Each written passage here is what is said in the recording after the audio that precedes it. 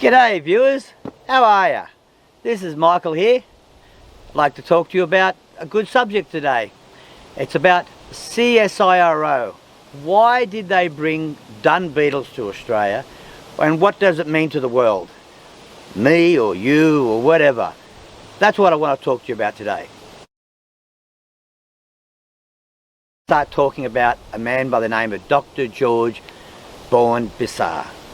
Bit of a hard tongue twister. I was fortunate enough to meet the man, and he was telling me what he'd done and how he brought him here. This was quite a few years ago now, and only just, well, in the past 2 years I ran into a lady when she was buying some bunnies. Actually, I'm pretty sure that's how I met her, and she said she worked for the CSIRO and she worked with this man, but she was more clerical, and what he did was absolutely amazing. He went to Africa and places like that. It was from about 1965, like I said before, through to about 85, I think. He went out to places like Africa, went and looked at all their dung beetles and brought them back to Australia.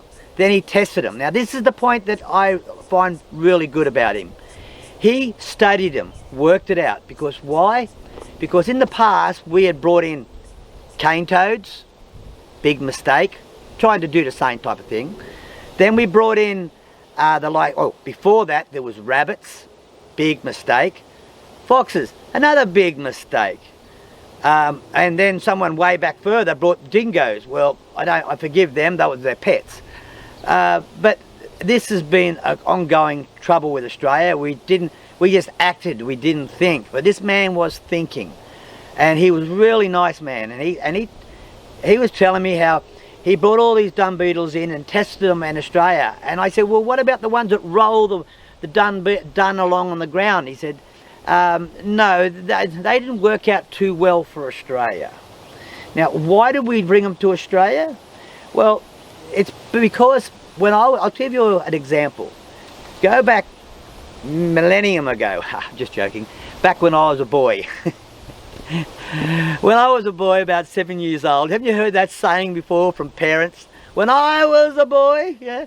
Well, when I was a boy, I remember at about 6 or 7 years of age, being in about first or second class, I can remember that, and we were sitting on the floor of their, they put out a blanket, and we'd sit there and listen to the ABC.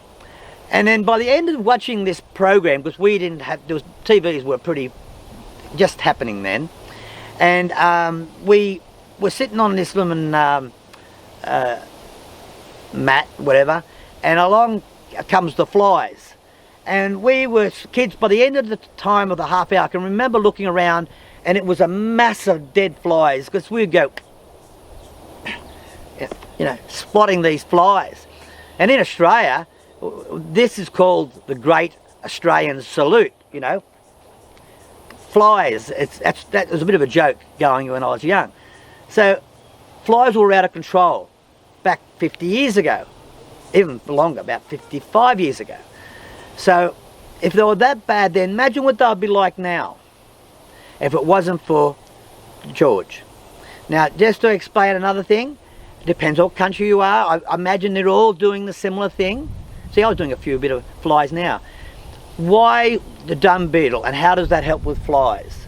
Well, when we started farming in Australia and bringing all our cows over here from other countries and all our livestock, and Australia before had a different type of livestock. They had kangaroos and whatnot, and it wasn't the same problem. It was more sparsely spread out. But these flies all started breeding up on the manure, and it was out of control, and it would have been totally out of control if it wasn't for George. And today, even though people still complain about the flies, they'd be 10 times as worse. But there's big benefits to the dung beetle. They bury their problems. All these manure gets pulled down. Now this is the difference between the roly-poly dung beetles and the ones we use here mainly. One, predators get the little dung beetle on the surface. These dung beetles don't really come to the surface.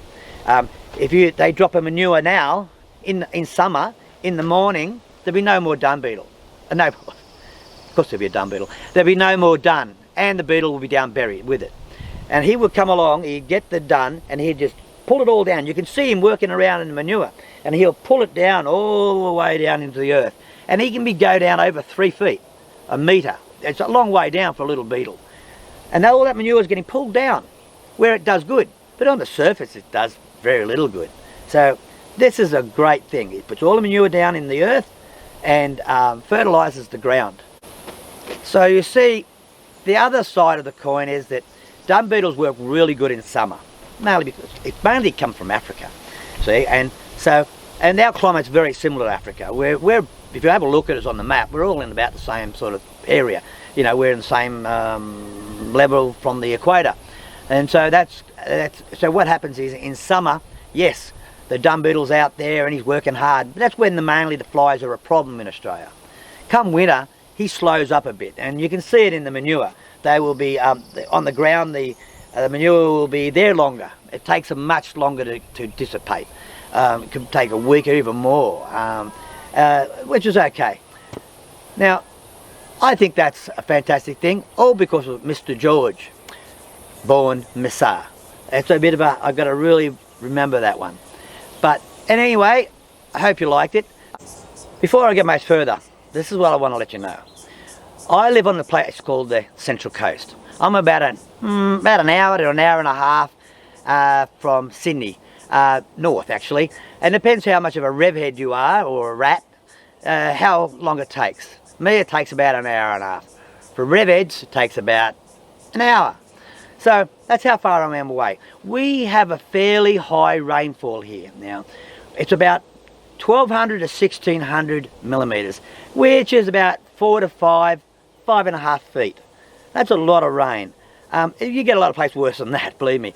But what this means is dung beetles don't do too well in this area. They are more of an arid climate. So out west, where the flies are the worst, they tend to work their best.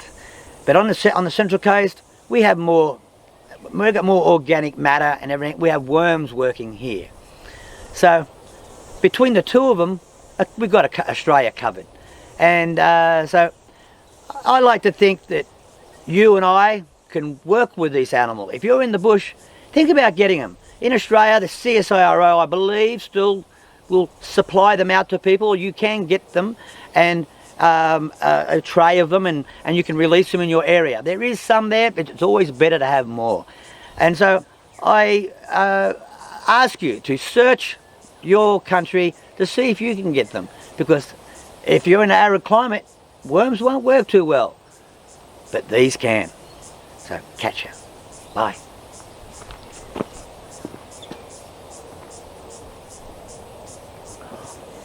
Oh, before I go, big thumbs up. Please subscribe and ring that notification bell, because remember, without you, there's no me. And I like being here.